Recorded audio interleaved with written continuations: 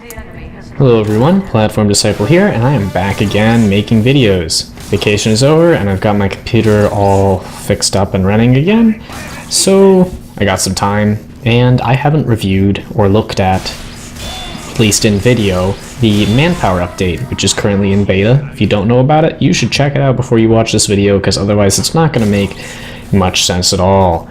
I'm doing a top 5 things I think need to be changed about that game mode, because Valve is looking for some feedback. I don't expect them to see the video, but I figured I'd throw in my 2 cents somewhere in case someone finds it, interesting. And we're going to begin with number 5, which is the Precision power-up. The reason I want to talk about this is because, ironically enough, the class that benefits maybe the least from it, I guess you can debate it, but a class that doesn't intuitively make sense for this power-up not to benefit is the Sniper.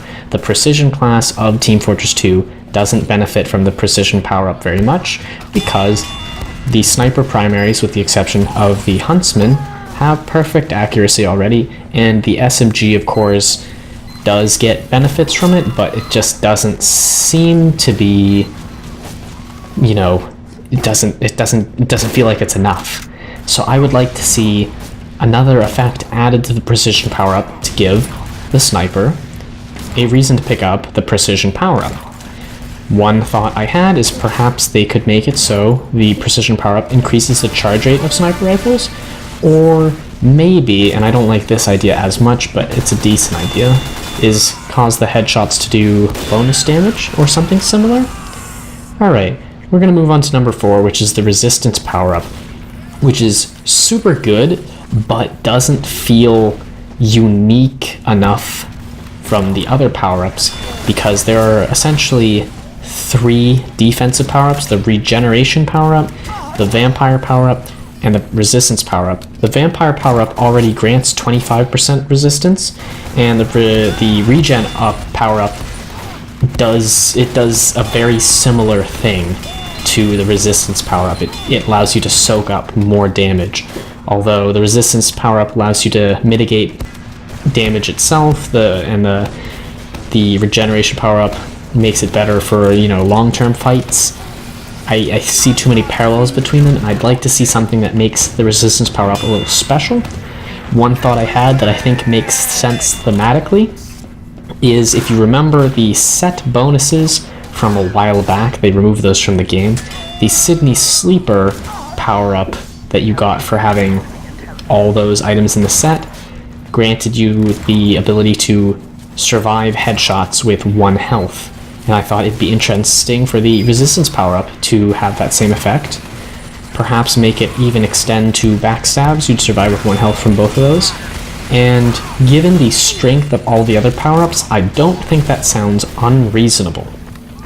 Alright, let's move on to number 3, which is the game duration. If you've played this, you know that it lasts a very long time, and it's quite obvious why. It's first 1 to 10. First 1 to 10 flag captures. That is always going to take a long time. Even if people are just rushing, it's going to take a while.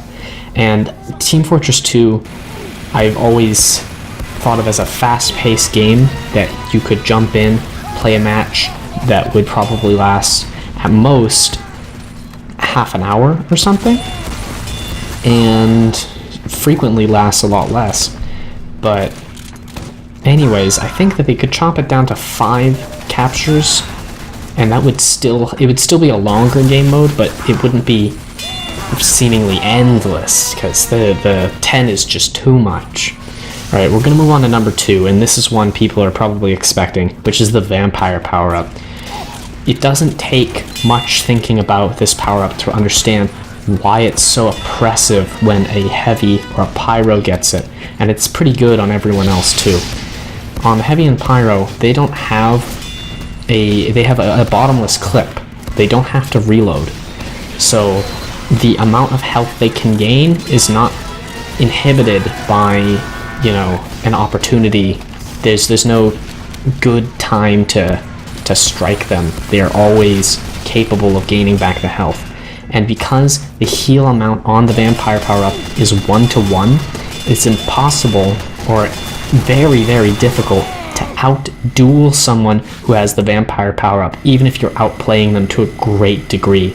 After all, if you were playing as a heavy versus a heavy that has the vampire power-up, the heavy that has the vampire power-up will be taking less damage from you because of the 25% damage resistance on it, and will be gaining back more health than you deal damage. So in a hypothetical scenario where a vampire heavy fights a normal heavy and they start firing at the same time, the vampire heavy, even if the vampire heavy starts with, let's say, 50 health, the vampire heavy's health will go up throughout that fight. And that's not intuitive, and it feels oppressive to someone who's playing against someone who's got the vampire power up. So I think they should maybe reduce the amount it heals you by half, so you only heal half the damage you do, or perhaps remove the damage resistance and or the bonus health it gives you. And the last thing, you're probably wondering what could be more important than vampire, which is super, super strong, and that is the warlock power-up, the noise it makes, not the power-up itself. I'm not talking about gameplay. This is an easy fix that I'd like to see be implemented as soon as possible, because it is unbelievably noisy, and it doesn't seem reasonable at all. It's basically ear rape. If you catch on fire, that thing makes so much noise. It's crazy. Alright, anyways, that's all I have to say about it, and I'd like to hear what everyone else thinks about my opinions, and I'll respond if you post here on YouTube. I will get to you as soon as I can, see what you think, and that's all, folks. I will see you in the next video, hopefully, and peace out. Enjoy your day. Thanks. I'm running circles around you.